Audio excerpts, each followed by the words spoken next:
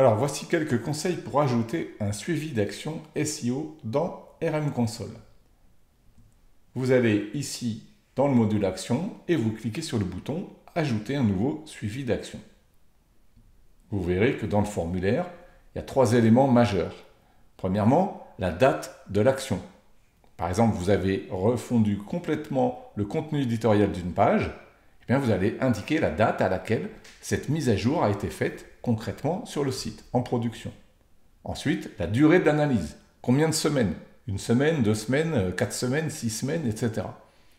Troisième point, quelle est la page ou quelles sont les pages concernées par votre optimisation? Ça, c'est les 3 éléments majeurs. Vous verrez aussi qu'il y a des petits plus, on va dire. Vous pouvez associer un ou plusieurs tags pour mieux vous repérer dans tous vos suivis d'action. Vous avez aussi une option si vous souhaitez exclure le trafic lié à la marque. Vous pouvez indiquer des mots-clés parce que vous souhaitez surveiller leur positionnement, qui est censé s'améliorer grâce à votre optimisation. Éventuellement, vous pouvez rajouter des filtres par pays, par type d'appareil ou par type de résultat. Alors, je vous montre ça dans l'interface. Ici, je suis sur le formulaire. Je vais mettre un titre ici pour mon nouveau suivi d'action. Alors, admettons qu'en fait, voilà, j'ai amélioré le contenu éditorial d'une page. Donc ici, je vais mettre amélioration du contenu édito de la page quoi Opéra de Paris. Allez, hop. Donc là, c'est une optimisation éditoriale et on va dire que j'ai aussi en même temps travaillé l'UX. Voilà. En quoi a-t-elle consisté? Donc ici, je vais décrire ce que j'ai fait.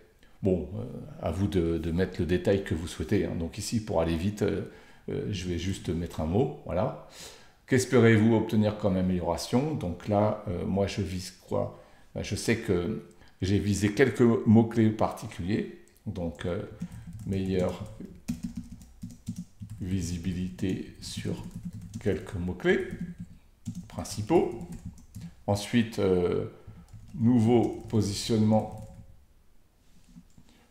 sur de nouveaux mots-clés, en fait. Bon, je me répète, etc. Vous mettez ce que vous voulez. Quand a-t-elle eu lieu? Donc ici, je peux choisir la date que je veux. Ça peut être aujourd'hui. Voilà.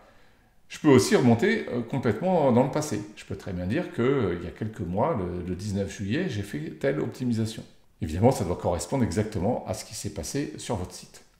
Donc là, on vous donne quelques conseils pour choisir la durée. Vous voyez ici, vous pouvez régler entre 1 semaine et 12 semaines au maximum. On considère que au bout de 12 semaines, on commence à plus trop savoir ce qui s'est passé sur le site. Il s'est passé trop de choses, donc ne dépassez pas 12 semaines. Ici, si j'ai fait un simple changement sur une seule page, normalement, en 4 semaines, on devrait s'en rendre compte. Allez, admettons, je mets 4 semaines. Vous avez quelques conseils ici, c'est à vous de choisir. Quelle page est concernée? Donc ici, si j'ai une seule page, eh bien, je vais cliquer sur liste d'URL et là, j'indique l'URL. Si c'est sur 2 URL, je vais mettre les 2 URL. Si jamais c'est tout un répertoire, par exemple, j'ai travaillé d'un seul coup, j'ai fait une optimisation, peut-être plutôt technique, qui a porté sur toutes mes catégories d'un coup, de mon site e-commerce. Et elles sont dans un répertoire /4. Et il suffit ici d'écrire /4 comme motif d'inclusion. Bon, si vous préférez, vous pouvez même indiquer une expression régulière. Je vous déconseille de mettre tout le site, mais bon, après tout, si jamais votre optimisation elle a porté vraiment sur tout le site, mettez tout le site. C'est juste, ça ne sera pas très précis. Le filtre sur la marque, en quoi consiste-t-il? Eh bien, si jamais vous souhaitez exclure tout le trafic organique qui fait référence à votre marque, à la marque de votre site, au nom de votre site, eh bien, vous pouvez ici cliquer « Oui, exclure le trafic marque ». Évidemment, il faudra avoir préalablement renseigné comment on identifie votre marque dans les paramètres du projet, là, sur la gauche. Et sinon, vous pouvez très bien ne pas exclure le trafic marque pour que tout soit compté.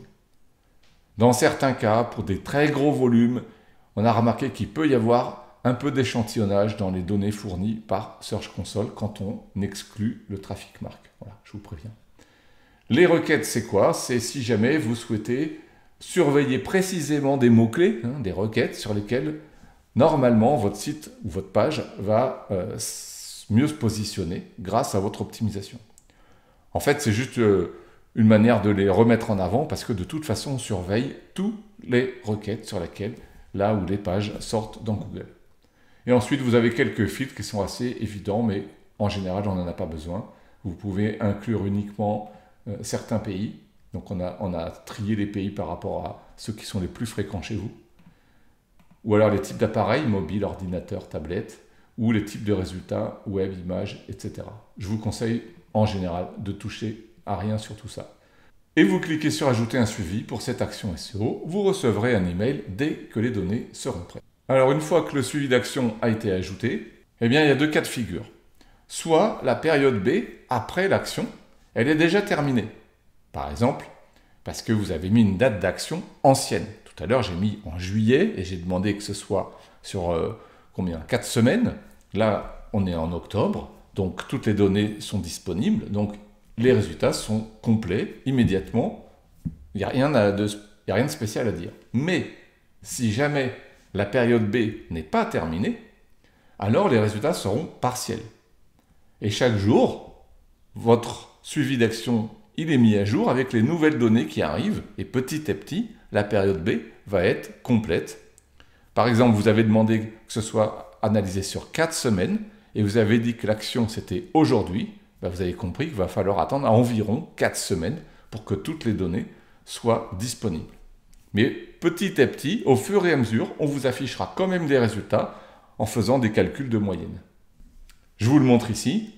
Donc ça, c'est un bilan avant l'action et après l'action. Et je préfère vous prévenir, si jamais vous regardez les résultats très tôt alors que peu de données de la période B sont disponibles, peut-être que ce ne sera pas très fiable. Deux choses à voir. En jaune, vous voyez, ce sont des calculs de moyenne. Donc, pour avant l'action, on a toutes les données, il n'y a rien à dire. Mais après l'action, la moyenne, elle est calculée uniquement sur les jours pour lesquels on dispose des données.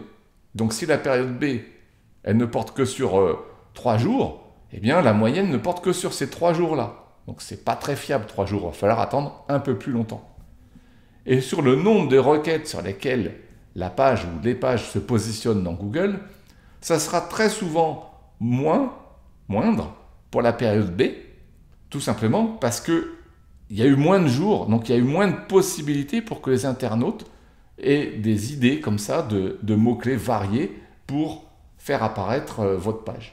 Donc ne vous inquiétez pas, si le nombre de requêtes distinctes ou le nombre de requêtes dans les intervalles est plus faible dans la période B quand la période B n'est pas terminée.